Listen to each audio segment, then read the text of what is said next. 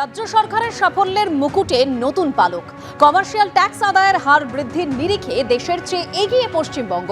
2024-25 অর্থবর্ষে দেশে commercial tax আদায় বেড়েছে 9.44% হারে। আর এই সময়ের মধ্যে পশ্চিমবঙ্গে কমার্শিয়াল ট্যাক্স আদায় বৃদ্ধির হার 11.43%, যা দেশের চেয়ে প্রায় 2% বেশি।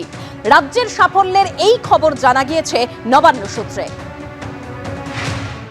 বিজেপি নেতা সজল ঘোষ তিনি রামনবমীতে অস্ত্র মিছিলের পক্ষে সওয়াল করলেন। বললেন কোন সময় ধর্মকে রক্ষা করতে অস্ত্র হাতে নেওয়ার দরকার পড়ে। এদিন মধ্য হাওড়ায় কদমতলা থেকে শুরু হয় রামনবমীর মিছিল। যোগ দেন বিজেপি নেতা সজল ঘোষ।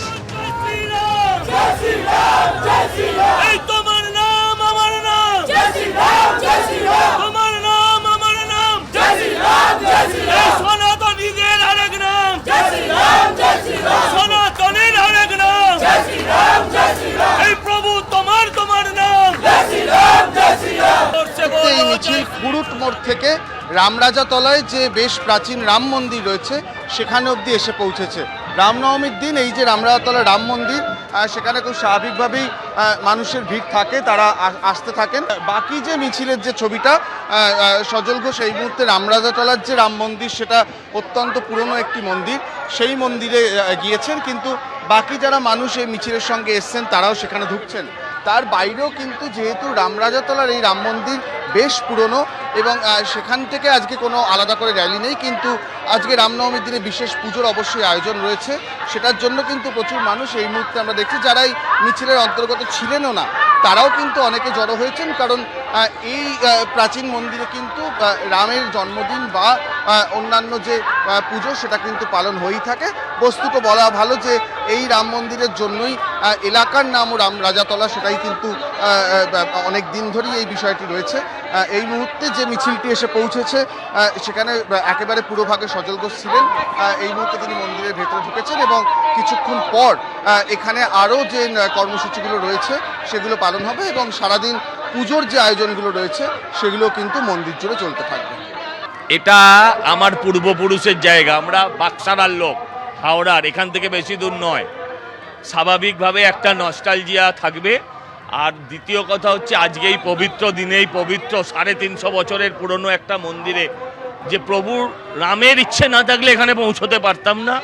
তাই প্রভুর চরণে আজকের দিনে প্রার্থনা করি যাতে বাংলায় রামরাজত্ব মানে সুশাসন, রামরাজত্ব মানে প্রজাদের অধিকার, সেটা যেন প্রতিষ্ঠিত হয়। 26,000 ছেলেমেয়ের মধ্যে যারা যোগ্য তাদের চাকরি ফিরে আসুক।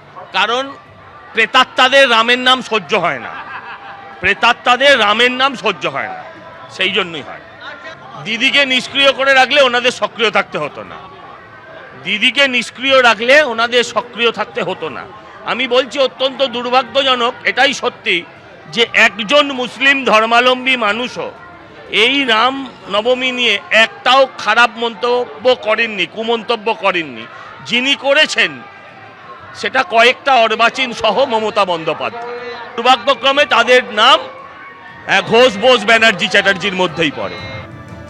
সকাল থেকেই বিভিন্ন জায়গার ছবি আপনাদের সামনে রেখেছি। বিভিন্ন জায়গা থেকে রামনবমীর মিছিল, বর্ণাঢ্য শোভাযাত্রা। একদম সজল ঘোষ যে মিছিলে অংশগ্রহণ করেছেন সেই ছবি দেখতে পাচ্ছেন। অন্যদিকে সুকান্ত মজুমদার তিনি আজ অঞ্জনী পুত্র সেনার যে মেগা র্যালি সেখানে অংশগ্রহণ করেন। আর এই মুহূর্তে একেবারে মালদার ছবি দেখতে পাচ্ছেন, যেখানে সম্প্রীতির ছবি ধরা পড়েছে আজ। সেই ছবি আপনাদের সামনে রেখেছি মালদায়, যেখানে একেবারে সম্প্রীতির বার্তা। রামনবমীর মিছিলে মিষ্টি জল বিলি সংখ্যালঘুদের।